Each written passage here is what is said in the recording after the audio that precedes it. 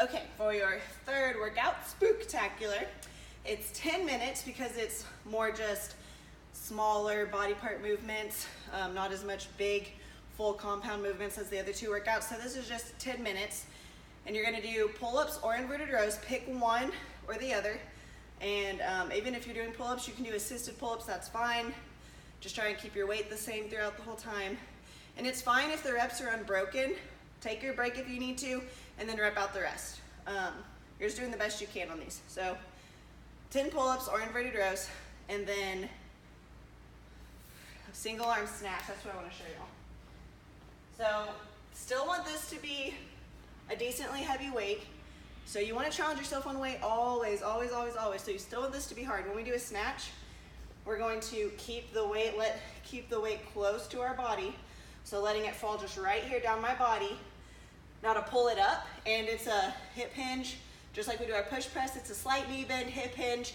We get all of our power from doing anything explosive like jumping or like these snatches, or if you were to ever do like Olympic lifts like cleans and stuff like that, you're getting all that power from your hips being back, not a squat.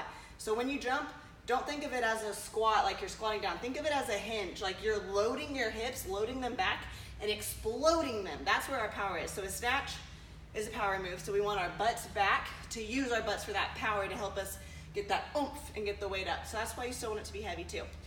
So the weight's gonna stay close to you because the closer the weight's to our body, the more we can control it. When the weight's way out there, we're not controlling it as much.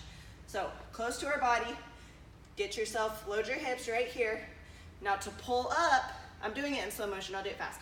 To pull up, you're pulling like an upright row. So it's still up our body, elbows up, pulling right here. Okay, and then it's a quick flip. So you flip once the weight's pulled up here, and you're catching it by dropping it underneath it. So the flipping part it's not like you're going here and then flipping it all the way up there. The weight really is kind of gonna stay the same if you do it right and you do it fast enough. You're going right here, and then you're flipping, but you're dropping. So you're catching it like that. And that's why you're able to do a heavier weight, and you're not really like, the most you're pulling the weight up is basically right here, because then after that you flip, but you're dropping under it to catch it. So here's what it looks like a little bit faster. Load your hips, pull up, catch. Bring it back down, load, pull it up. Bring it back down, load, pull it up. So keeping your core tight, squeezing your butt, controlling it on the way down. Don't drop it down. Don't be sloppy, control it. Control the entire movement of the exercise, always, on every exercise. Pull it up, straight line, okay? So I'm pulling it, I'm keeping it as close to my body as I can. And I'm using my hips, and I'm exploding with power, so a fast movement with a heavy weight.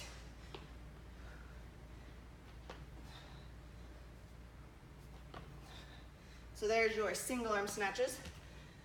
So you got 10 pull-ups, inverted rows, the single arm snatches, dips.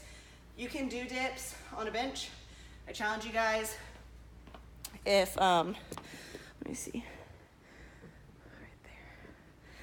If you guys have like somewhere to do actual dips, like how I do them, I'll show you over there. I would prefer you guys do them that way over this way, especially because it does only 10, which isn't a lot. And this, if you do it this way, elevate your feet, because this is just, you guys can all do more than just this. So if that's the only thing you have to use, put your feet up on something, or if you have an area that is like an assisted pull-up machine that also doubles as an assisted dip machine, or you can do something like this, then definitely do this. Do a dip like this instead.